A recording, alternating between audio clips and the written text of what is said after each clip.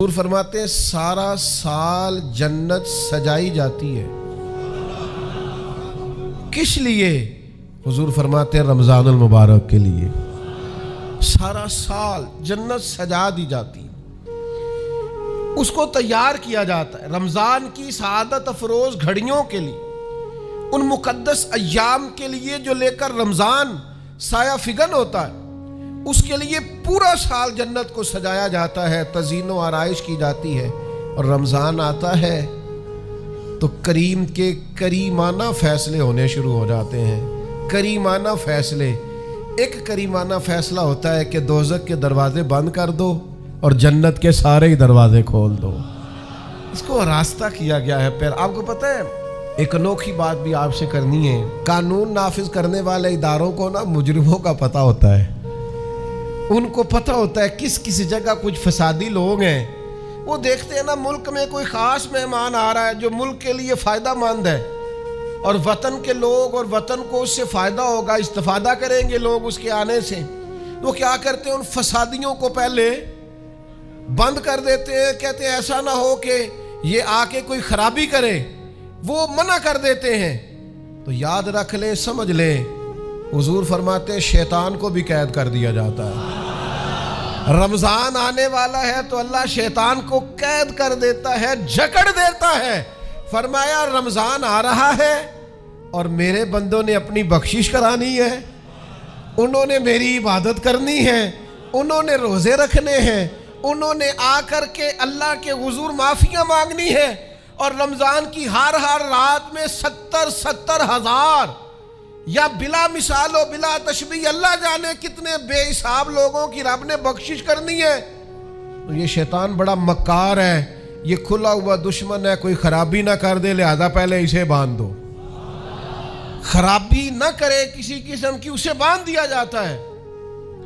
مہمان بھی آ گیا، خرابی کرنے والا بھی باندھ دیا، لیکن اگر فائدہ لینے والے پھر بھی فائدہ نہ لے تو پھر ان سے کہا جائے گا کہ تمہارے پاس اب کوئی بہانہ بچا نہیں ہے، اب تمہارے پاس کوئی کسی قسم کا عذر باقی نہیں ہے۔ اب تو یہ تھا کہ تمہیں بخشش کرانا چاہیے تھی، استغفار پڑھنا چاہیے تھی، دعائیں کرنا چاہیے تھی، قرآن مجید کی تلاوت کو کثرت سے کرنا چاہیے تھا، لیکن چونکہ اب تم یہ بھی نہیں کہہ سکتے کہ مجھے شیطان نے گمراہ کر دیا، وہ تو باندھ دیا گیا ہے، اب تو فسادی کو ویسے ہی کنٹرول کر دیا گیا ہے۔ اب بھی تم اگر سوئے رہے، اب بھی اگر تم نے غفلت کی، اب بھی چھوٹے موٹے بہانے کر کے تراویاں چھوڑتے رہے، اب بھی ذرا سی سستیاں کر کے ادھر ادھر نکلتے رہے، اس کا مطلب یہ ہے کہ پھر تم استفادہ کر سکے، تم نے سستی کا مظاہرہ کیا، تم نے اور اب دیکھیں جب اتنے بندوبست کیے تمہارے لیے، ثواب بھی بڑھا دیا، اجر بھی بڑھا دیا، تمہارے لیے جو فساد پیدا کرنے والا شیطان تھا وہ بھی قید، لیکن اگر تم پھر بھی عمل نہ کرو، پھر بھی مسجد نہ آؤ، تو پھر حدیث پاک سن لیں اس طرز کی، شاید یہ منفرد حدیث ہے کتب احادیث میں، اور تقریباً تمام کتب احادیث میں موجود ہے۔ حضور علیہ السلام نے نا صحابہ سے فرمایا سارے مسجد میں جمع ہو جاؤ میرے ممبر کے پاس، لوگ جمع ہو گئے، اللہ کے حبیب علیہ السلام نے ایک قدم ممبر کی سیڑھی پہ رکھا، فرمایا آمین، پھر دوسری سیڑھی پہ قدم رکھا تو فرمایا آمین، پھر تیسری پہ قدم رکھا تو فرمایا آمین۔ تو صحابہ کو بڑا تجسس ہوا، انہوں نے بعد میں عرض کی یا رسول اللہ صلی اللہ تعالی علیہ وسلم کرم فرمائے، بندہ نوازی کریں، ہماری رعایت کر دیں، یہ کیا معاملہ تھا؟ تو حضور فرمانے لگے میرے پاس حضرت جبریل امین حاضر ہوئے، یہ رحمت للعالمین نبی کی بات سنا رہا ہوں، حضور کریم ہے، کریم فرماتے ہیں کہ حضرت جبریل آئے اور میں نے ابھی ممبر کی پہلی سیڑھی پر قدم رکھا تھا تو انہوں نے عرض کی یا رسول اللہ صلی اللہ تعالی علیہ وسلم ہلاک ہو جائے وہ شخص جو آپ کا نام سنے اور آپ پر درود و سلام نہ پڑھے، تو میں نے کہا آمین۔ پھر حضرت جبریل عرض گزار ہوئے یا رسول اللہ صلی اللہ تعالی علیہ وسلم وہ ہلاک ہو جائے جس نے بڑھاپے میں والدین کو پایا، اور ان کی خدمت کر کے بخشش نہ حاصل کر سکا۔ میں نے کہا آمین، اور کریم فرمانے لگے، پھر حضرت جبریل نے عرض کی یا رسول اللہ، ہلاک ہو جائے وہ شخص جس کو زندگی میں رمضان ملا، جس کو اس ماہ نور و سرور شہر رمضان الذی انزل فیہ القرآن، رمضان کا وہ مہینہ جس میں ہم نے قرآن نازل کیا، جس کو ماہ مبارک، ماہ نور و سرور، ماہ طیب، ماہ مبارک رمضان ملا، پھر وہ اپنی بخشش نہ کرا سکا، وہ ہلاک ہو جائے۔ تو حضور فرماتے میں نے بھی کہا آمین، اللہ تعالی ہم سب کو محفوظ فرمائے۔ میں عرض کر چکا ہوں کہ جب ثواب بھی بڑھا دیا گیا اور جب طاقت بھی بڑھا دی گئی عبادت کی، اور جب برکتیں بھی زیادہ ہو گئیں، نعمتیں بھی زیادہ ہو گئیں، رکاوٹ ڈالنے والا، رخنا ڈالنے والا شیطان بھی قید کر دیا گیا، تو اب بھی کوئی شخص اگر توجہ ہی نہ کرے، رجوع ہی نہ کرے، تو پھر اس کے لیے یہ حکم آیا کہ وہ ہلاک ہو جائے، پھر وہ برباد ہو جائے۔ جب اتنی سعادتیں موجود ہیں، اتنے بندوبست کیے گئے ہیں، جنت کو سجایا گیا ہے، رمضان شریف میں 2-4 کام ضرور کرنے۔ ایک تو روزہ رکھنا ہے۔ کچھ ہمارے پنجابی بہانے بھی ہیں، پنجابی بہانے، میں جی مزدوری کرنی ہوندی ہے نا، پھر روزہ تو نہیں نہ رکھ ہوندا۔ اللہ نے نہیں سی پتا کہ مزدوری کرنی ہے، تو اللہ نے کیوں فرض کیا روزہ؟ ہلکے سے لوگ بیمار ہوتے ہیں، بالکل معمولی سے، کوئی ایسا عذر نہیں، روزہ چھوڑ دیتے ہیں۔ ذرا سی باتیں لے کر لوگ، آپ یقین کریں، اہمیت کو نہیں سمجھتے، اور بعض صرف سست ہیں، غافل ہیں، منہ پھیرے ہوئے ہیں۔ اگر یہ ایک حدیث سمجھ میں آ جائے نا، ترغیب و ترہیب میں اور دیگر کتب حدیث میں بھی موجود ہے، حضور نے فرمایا جس نے رمضان کا ایک روزہ چھوڑ دیا، زندگی بھر بھی روزے رکھے، وہ فضیلت نہیں پا سکتا جو رمضان کا روزہ سے فضیلت اسے ملنی تھی۔ اتنی بڑی بات ہے، آپ اس کو سمجھ لیں، اتنے سعادت افروز روزے ہیں رمضان کے۔ تو کوشش کریں، اپنے آپ کو مینج کریں، مینٹین کریں چیزوں کو، اپنی صحت کا خیال کریں۔ میں تو دوستوں سے کہا کرتا ہوں، رمضان سے پہلے جو ایام ہے، پہلے سے بڑھ کر اپنی طبیعت کا خیال رکھیں، تاکہ رمضان میں کوئی کسی قسم کی طبیعت میں بھی کمزوری پیدا نہ ہو، اور صحیح صحت مندی کے ساتھ انسان رمضان شریف کے روزے گزار سکے۔ دوسری بات ہے، رمضان میں خوب قرآن مجید پڑھنا۔ شہر رمضان الذی انزل فیہ القرآن، رمضان ہی کا تو وہ مہینہ جس میں قرآن نازل کیا گیا۔ نبی کریم صلی اللہ تعالی علیہ وسلم رمضان المبارک میں حضرت جبریل امین علیہ السلام کے ساتھ قرآن مجید کا دور فرمایا کرتے۔ حضور حضرت جبریل کو پارہ سناتے اور جناب جبریل نبی کریم علیہ السلام کو سناتے۔ یہ دور ہوتا ہے قرآن مجید کا۔ اللہ نے کتنی زیادہ توفیق دی ہے، ہر مسجد میں تراویح میں قرآن پڑھا جاتا ہے۔ تھوڑی ہمت کریں، تھوڑی کوشش کریں۔ ہمارے بزرگ فرمایا کرتے تھے، ایک پارہ گھر میں پڑھا کرو قرآن مجید کا، تاکہ تمہیں دیکھ کے بچے بھی پڑھیں، اور ایک پارہ مسجد میں تلاوت کیا کرو، اور ایک رات کو تراویح میں 3 پارے روز قرآن مجید کے ہو جائیں گے، تو انشاءاللہ تعالی رمضان ختم ہوگا تو 3 قرآن پاک بھی ختم ہو جائیں گے۔ یہ ارادہ کریں، یہ پروگرام بنا، خوب قرآن مجید سے دلچسپی پیدا کریں۔ تیسرا کام رمضان میں جو کرنے والا ہے وہ ہے کثرت سے استغفار۔ کچھ غلطیاں نا ہم کرنا نہیں چاہتے، ہم سے ہو جاتی ہیں۔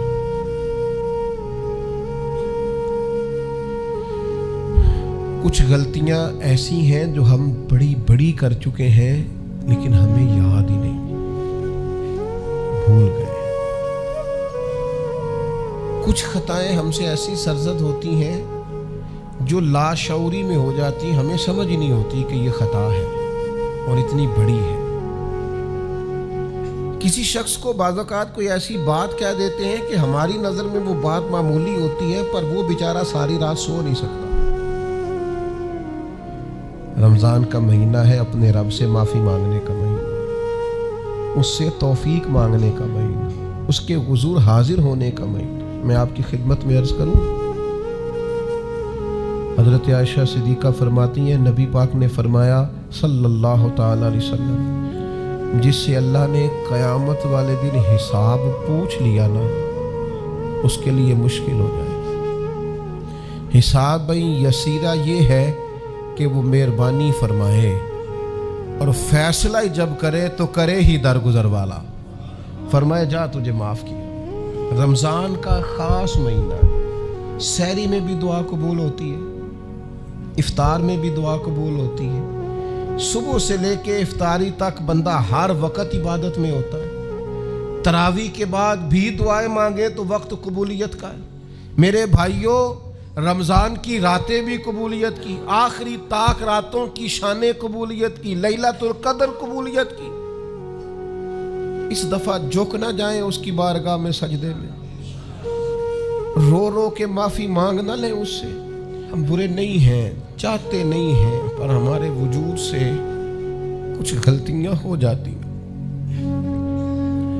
ہمارے سینوں میں کچھ پچھتاوے ہیں، کچھ من میں باتیں ہیں۔ اس دفعہ اس کے حضور عرض نہ کریں کہ کچھ کمیاں رہ گئی ہیں، دل نہیں کرتا تھا ایسا ہو، پر انجان تھے، نہ چاہتے ہوئے بھی کمزوریاں ہو گئیں۔ رمضان آ رہا ہے، بڑا گولڈن چانس ہے، بڑا خوبصورت موقع۔ بھائیوں، رمضان کی ہر سحری کے بعد رب سے معافی مانگیں۔ آپ کو پتہ ہے اتنی بڑی امت مسلمہ لیکن ہر گلی میں کمزور ہے، ہر جگہ رسوائیاں ہمارے ساتھ چمٹی ہوئی ہیں۔ ہم چاہ کے بھی اپنے بھائیوں کی مدد نہیں کر سکتے۔ میرے پاس ایسے جوان آتے ہیں جو کہتے ہیں ہمیں بتائیں نا ہم فلسطین کے لیے کیا کر سکتے ہیں، ہمیں بتائیں نا۔ یہ ہماری بے بسی، یہ ہماری غلطیوں کا نتیجہ ہے۔ تو خوب استغفار کریں، اپنی کوتاہیوں کی معافی مانگیں۔ رمضان کی ہر صبح میں، ہر شام میں، ہر دن میں، ہر رات مصلی بچھا بچھا کے عرض گزار ہوں کہ مالک تو ہمیں معاف فرما۔ اور میں آپ سے ایک اور بات بھی عرض کروں، شیخ ابو الحسن کو میں پڑھ رہا تھا تو روتے جا رہے تھے، روتے ہی جا رہے تھے، روتے ہی جا رہے تھے۔ ایک شام ان کے کچھ لوگوں نے ان سے کہا کہ حضور اس قدر زیادہ آہوزاری؟ تو فرمانے لگے میری بس اتنی خواہش ہے کہ جب میں اپنے رب سے ملوں نا تو میرا رب مجھے ناراض نہ ملے۔ تو میں ہر وقت اس لیے تڑپتا ہوں کہ میرے اندر جو کوتاہیاں مجھ سے ہو گئی ہیں، میرا مالک وہ مجھے معاف کر دے۔ ہم نے کوشش کی ہے زندگی میں ماں باپ کی خدمت کرنے کی، لیکن نہیں، ہم سے ان کے حق ادا نہیں ہو سکے۔ کوشش کی ہے بہن بھائیوں پر توجہ دینے کی، لیکن حق ادا نہیں ہو سکے۔ چاہیے تھا اولاد کی تربیت بڑی شاندار کرتے، لیکن سہولتیں کچھ زیادہ دے بیٹھے، لاڈ پیار کچھ زیادہ کر سکے، ان کی تربیت کا بھی صحیح حق ادا۔ اللہ نے عزت زیادہ دی تھی، جواب میں ہماری خدمتیں تھوڑی۔ ہم اپنے رب کی بارگاہ کی حاضریوں کے بھی حق ادا نہیں کر سکے۔ اس نے ہمیں نوازا زیادہ ہے، ہمارا شکر کم ہے۔ ہم اس کا حق ادا کرنے کا کام یہ ہے میرے بھائیوں کہ رمضان میں خوب استغفار کریں۔ ہم سے جو کمیاں رہ گئی ہیں اس پورے ماہ مبارک میں، اپنے مالک سے عرض کریں کہ مالک اس ماہ مبارک میں جنہیں تو معاف کرنے والا ہے ان میں ہمارے بھی نام شامل فرما، ہمارے بھی نام شامل فرما۔ اور بھی عرض کرنی ہے، ان کے لیے بھی دعائیں کرنی ہے رمضان میں جو ہم سے بچھڑ گئے، جو مٹی تلے جا کے آرام فرما ہو گئے۔ یہ رمضان المبارک چونکہ بخشش مانگنے کا مہینہ ہے، اللہ کے حضور معافی مانگے ان کے لیے بھی، ہمارے اپنوں کے لیے، ماں باپ کے لیے، عزیز و اقربا کے لیے، کہ اللہ کریم ان کی قبروں کو بھی ٹھنڈا کرے، ان کے حال پہ بھی رحمت کی نظر کرے، ان کے لیے بھی مالک آسانیاں کرے۔ خوب دعائیں مانگے رمضان میں، خوب دعا۔ اور جو محتاج ہیں، جو تنگ دست ہیں، جو غریب ہیں، جن کو زمانہ گزر گیا ہے، دوستوں کو، احباب کو، مخیر حضرات کو متوجہ کرتے ہوئے وہ بھی تھوڑی توجہ کریں۔ اس سال رمضان کے ماہ مبارک میں دنیا داروں کو چھوڑ کے رب کی طرف متوجہ نہ ہو، اس کریم کی بارگاہ میں اپنی ساری تکلیفیں بیان نہ کریں۔ بیمار بھی آئیں، مقروض بھی آئیں، تنگ دست بھی آئیں، بے اولاد بھی آئیں، کمزور بھی آئیں، سارے جھکیں، روزہ رکھ کے، تراویح پڑھ کے، قرآن پڑھ کے، اپنے سارے دکھ اپنے مالک کے حضور بیان کر کے اس ماہ مبارک کی ہر رات میں اس سے بخشش کا سوال کریں، رحمت کا سوال کریں، کرم کا سوال کریں۔ وہ بڑا ہی کریم ہے۔ حضور فرماتے ہیں، رب کہتا ہے مجھے حیا آتی ہے میرا بندہ ہاتھ اٹھائے اور میں اس کے ہاتھ خالی واپس کر دوں، بس آنے کی دیر ہے۔ اور ایک مقام پہ اللہ کے حبیب علیہ السلام نے فرمایا، بندہ جب اعتراف گناہ کر کے معافی مانگتا ہے اللہ فوراً ہی اسے معاف فرما دیا کر۔ چوتھا کام جو اس ماہ مبارک میں بہت زیادہ کرنا ہے وہ یہ ہے کہ حضور نے فرمایا یہ صبر کا مہینہ، صبر بہت کرنا ہے۔ ایک تو صبر ہوتا ہے نا مصیبت پہ صبر، ایک خواہشات پر بھی صبر ہوتا ہے کہ خواہشیں پیدا ہو رہی ہیں پر صبر کرنا ہے اللہ کی رضا کے لیے، یہ بھی صبر ہے۔ نیکی پر استقامت کے لیے بھی صبر کی ضرورت ہوتی ہے، گناہ چھوڑنے کے لیے بھی صبر کی ضرورت ہوتی ہے۔ آپ کے پاس مواقع موجود ہیں معاذ اللہ برائی کے، لیکن اگر آپ صبر کرتے ہیں اللہ کی رضا پہ راضی رہتے ہیں تو یہ بھی صبر ہے۔ نبی پاک علیہ السلام نے روزہ دار کو صبر کرنے کا کہا، فرمایا ایک تو تم نے کوئی بےہودہ بات نہیں کرنی، کوئی گالم گلوچ نہیں کرنی، اور اگر کوئی تم سے لڑائی جھگڑا کرے، کوئی بےہودہ بات کرے تو تم نے کیا کہنا، انی صائم مرتین، تم نے 2 مرتبہ کہنا ہے بھائی میں تو روزہ دار ہوں۔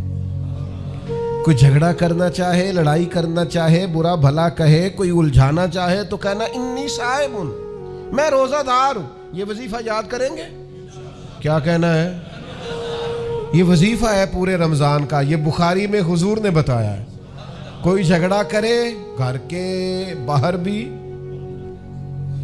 اور گھر کے اندر بھی، کوئی جھگڑا کرنے لگے، جھگڑا ہونے لگے تو کہنا انی صائم ہوں میں، اور ایک دفعہ نہیں کہنا، مرتین، حضور نے فرمایا 2 دفعہ کہنا میں روزہ دار ہوں، میں کوئی جھگڑا نہیں کروں گا، کوئی فساد نہیں کروں گا، کسی بےہودہ بات کا جواب نہیں دوں گا۔ کیوں؟ اس لیے کہ میری ایک شان ہے، میں روزہ دار ہوں، میں اس وقت ایک منصب پر فائز ہوں، میں روزہ دار ہوں۔ یہ وظیفہ پکانا ہے ہر بےہودہ بات سے، ہر جگہ۔ اور حضور علیہ السلام نے فرمایا، یہ بھی بخاری میں موجود ہے، فرمایا جس نے جھوٹ بولنا اور اس پر عمل کرنا نہیں چھوڑا، اللہ کو اس کے بھوکا پیاسا رہنے کی کوئی حاجت نہیں ہے۔ جھوٹ ہی نہیں چھوڑا اس نے، ابھی بھی جھوٹ بول رہا ہے، روزہ رکھ کے بھی جھوٹ پر عمل کر رہا ہے، اللہ تعالیٰ کو اس کے بھوکا پیاسا رہنے کی کوئی حاجت نہیں ہے۔ تو روزہ رکھنا ہے، پھر اس کی تھوڑی سی حفاظت بھی کرنی۔ پھر آگے چلیے، 5ویں گزارش، نبی پاک نے فرمایا رمضان غم خاری کا مہینہ۔ آپ کو پتہ ہے جو بندہ روزہ نہ رکھ سکے کسی خاص مجبوری کی وجہ سے، بیماری کی وجہ سے، کسی عذر کی وجہ سے، تو قرآن مجید نے کیا کہا، وہ ایک مسکین کو کھانا کھلائے۔ روزے کا فدیہ یہ ہے کہ پھر وہ کیا کرے، روزہ نہیں رکھ سکتا تو مسکین کی خدمت کرے۔ شرعی حکم یہ ہے کہ کسی نے اگر روزہ توڑ دیا رمضان کا تو 60 روزے رکھے کفارے میں، 60 نہیں رکھ سکتا تو پھر 60 مسکینوں کو کھانا کھلائے۔ تو بار بار روزے میں مسکین کا ذکر آ رہا ہے۔ نبی کریم صلی اللہ تعالی علیہ وسلم نے ارشاد فرمایا، جس شخص نے کسی روزہ دار کو افطاری کرائی تو اللہ تبارک و تعالی افطاری کرانے والے کی بخشش بھی فرما دے گا، اور فرمایا جتنا اجر روزہ رکھنے والے کو ملے گا اتنا ہی اجر اللہ افطار کرانے والے کو بھی